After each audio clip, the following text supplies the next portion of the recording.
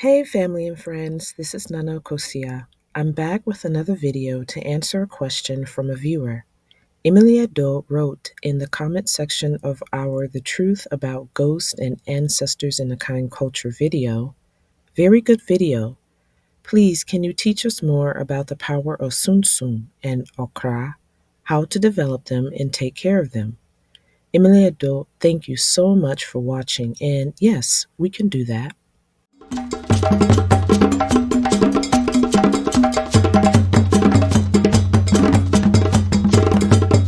Before I talk about how the soul and spirit are nurtured, primarily from an Akan cultural perspective, I encourage you, if you haven't already, to watch our videos, Why Do the Akan Honor Their Soul, and The Truth About Ghosts and Ancestors in Akan Culture, to get the knowledge that will help you follow this video. The links are here and in the description section below. Here is a quick review about the soul, Okra, and the spirit, Sunsum. The soul is the spark of Arade Nyankopon and exists in all things. Although every aspect of a human being is important, the soul is most notable. It is honored and revered. It epitomizes morality and expresses itself as our conscience. It is immortal and cannot be corrupted. It acts as a guide and a guardian. It retaliates if it is not happy. It is the bearer of one's fate and is connected to breath. The soul is the essence of life. A common belief in today's society is that the soul can be sold. Is that true? Is it really possible to sell your soul? I will answer that question at the end of the video, so stay tuned. The spirit is the energy that animates the body. It is the vital force of Ata Na Nongmo and gives sustenance to matter. It travels when we sleep and is the image of ourselves that we see in our dreams. The spirit is educable and connected to the character of a person. After death, the spirit of a person will either progress to the land of the ancestors or remain on earth as a type of ghost, and this is all determined by how they live their life. The spirit can be attacked by evil witches, therefore it can be weakened and or polluted. It can also be strengthened and or purified. The ways to tend to one's soul and spirit are numerous. It is not a complicated process, but there must be a clear understanding of how they function and how they are affected. This knowledge is gained through one thing, and that is culture. What is culture? Culture is a way of life that includes traditions, customs, spiritual practices, rituals, beliefs, dress, language, food, and the arts of a particular people or nation. People who embrace their culture have a strong sense of identity. Culture offers a framework for understanding the world and how to manage in it. Dr. Marimba Ani says, culture is the immune system of a people. We know that the immune system is a complex network of organs, cells, and proteins that defend the body against infection caused by pathogens. It also assists the body in healing and repairing injuries. Therefore, culture, like our immune system, when operating optimally, is instrumental in protecting us as well as helping us to recover and heal when needed. Integrated within a culture is a value system that is either beneficial or detrimental for the people who practice it. Our ancient African ancestors who created our culture and traditions were wise and understood the importance of tending to the entire being through cultural practices. Their intentions were to establish standards of behavior and patterns of thinking and feeling that would encourage overall good health, positive and functional relationships with each other, the preservation of family and community, and respect for all forms of life. They encouraged good habits and taught high moral principles according to their worldview through symbols, songs, proverbs, and storytelling. One well-known body of moral instructions are the 7 principles of Ma'at. These principles are truth, propriety, justice, reciprocity, balance, order, and harmony. When these principles are embraced and practiced in a society, life is good and the soul is at peace. But when they are ignored, there is total chaos. Other effective instruments for teaching morals and values are the Anansi stories and the Dinkra symbols created by the Akan. The Ga people also have symbols, and every ethnic group in Ghana have, in their own respective languages, a plethora of proverbs that embody a wealth of knowledge that provides lessons for good character and high integrity. In his article titled The Archaeology of the African Spirit Toward a Deeper Discourse in Black Studies, Dr. Wade Nobles writes, the Sunsum is an indwelling spirit that constitutes the character and personality of the individual or people. It is what molds the child's or people's personality and disposition. The Okra, in turn, manifests itself in the world of experience through the Sunsum. In his book titled Iwa, A Warrior's Character, Mwalimu Barudi writes, the Akan believe that the Sunsum, or spirit, plays a vital role in the development of good character. From this, they have concluded that character, although developmentally a personal effort, is largely, at least foundationally, the fruit of one's sunsum.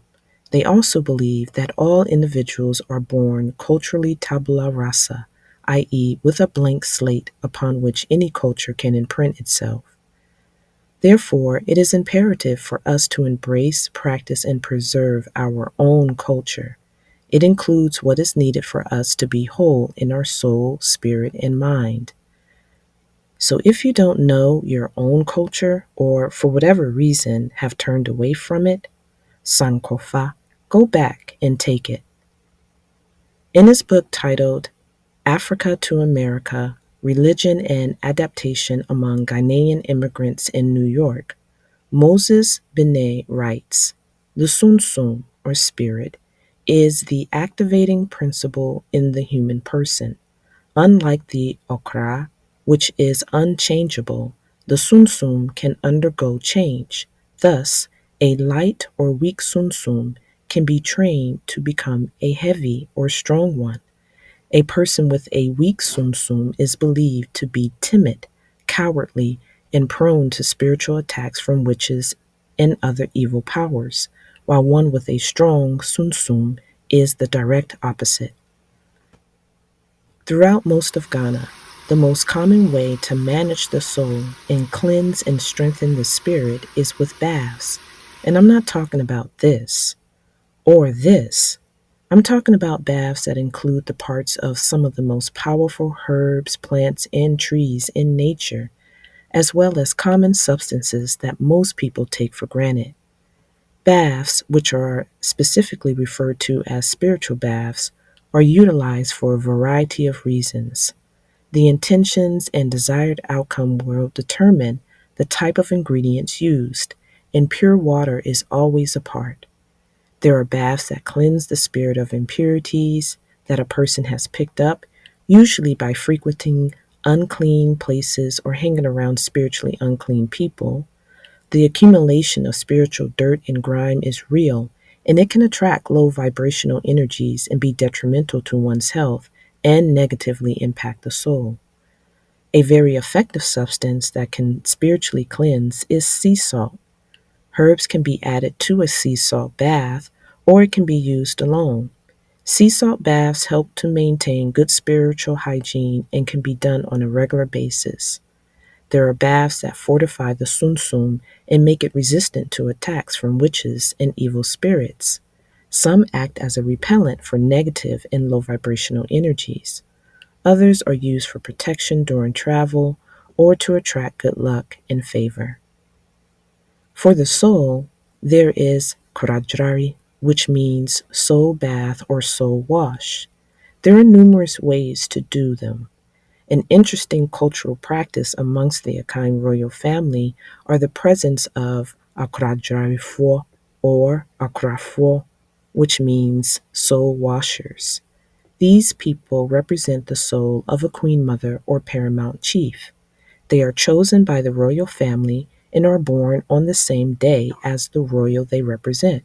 So, if the Queen Mother's Krada, which is Soul Day, is Wednesday, meaning she was born on a Wednesday, then the Akrafo will also be a Wednesday born.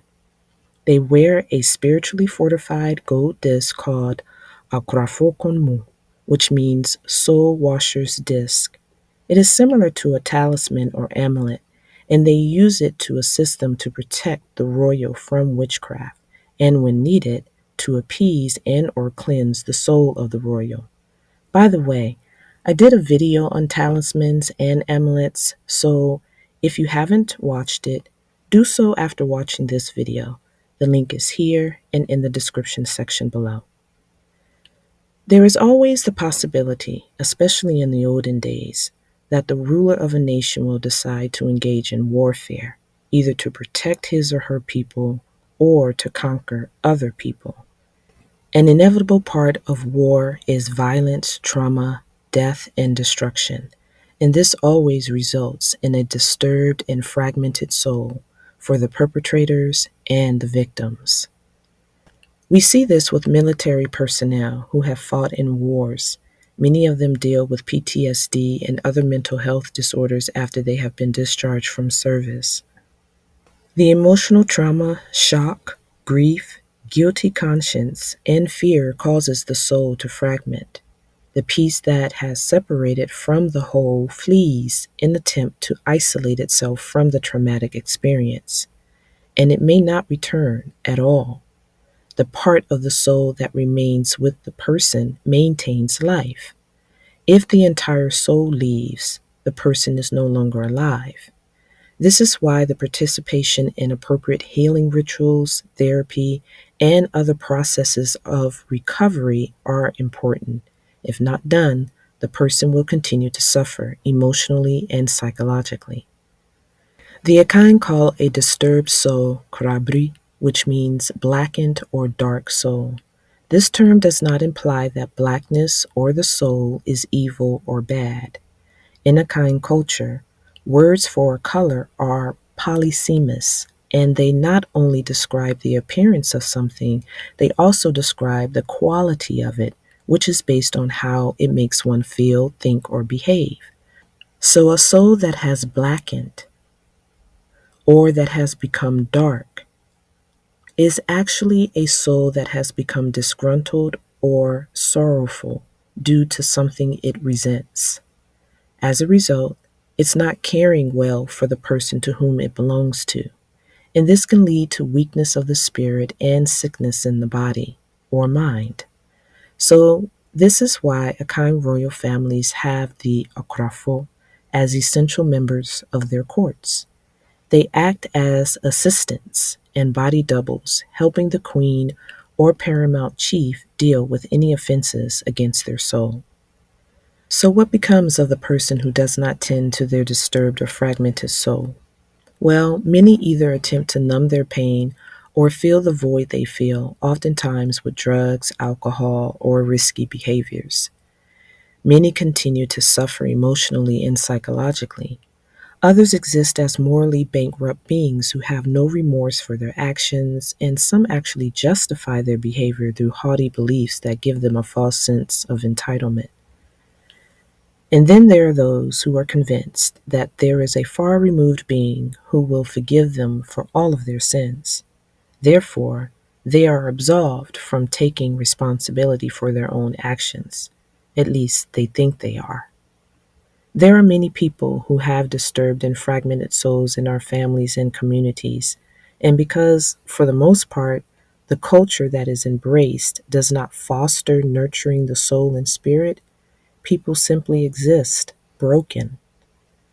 So now that we have a more precise understanding of the soul and spirit, let me answer the question that I posed at the beginning of the video. Can a person sell their soul? No.